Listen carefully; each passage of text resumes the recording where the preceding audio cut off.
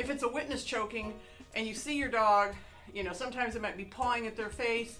They're going to be obviously in distress. They're usually standing kind of with a back arched and legs not just like they normally stand, but with legs spread, and you see they're seriously trying. It's like a person choking. They're trying to get something out.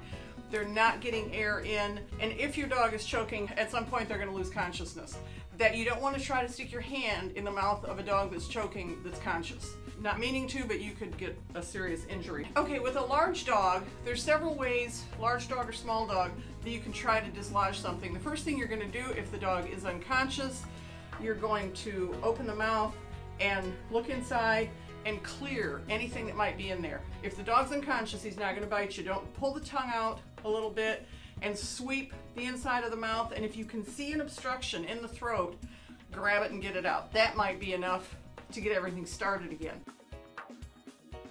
Now if you've got a big dog, there's a technique called billowing, and while the dog is standing, put your hands right at the rib cage and squeeze and thrust forward. So you're trying to force the air and whatever's blocking the windpipe, the trachea, the wind passage, you're trying to blow out whatever's in there. So you want to push forward. Again, with a large dog, you're not picking the dog off the ground and shaking like this. You're leaving the front feet on the ground. Keep in mind, if your dog can't breathe, eventually he's going to die. So don't be afraid that you're going to hurt him by doing this. It's much better than letting him die.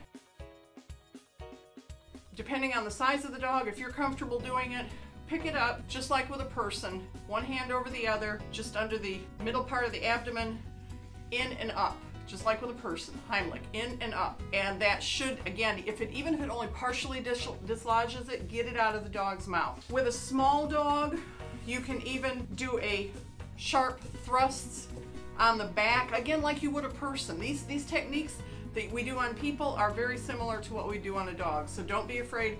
Again, if the dog's not breathing, if he's choking, you got to do something to get that airway clean. If you have any questions about it, you can always check with your vet. There are so many different techniques that people are using now to help a choking dog that you know, there is no one right way. Whatever gets it out of the windpipe is the right way. So hopefully you'll never have to use it, but if you do, there are some tips.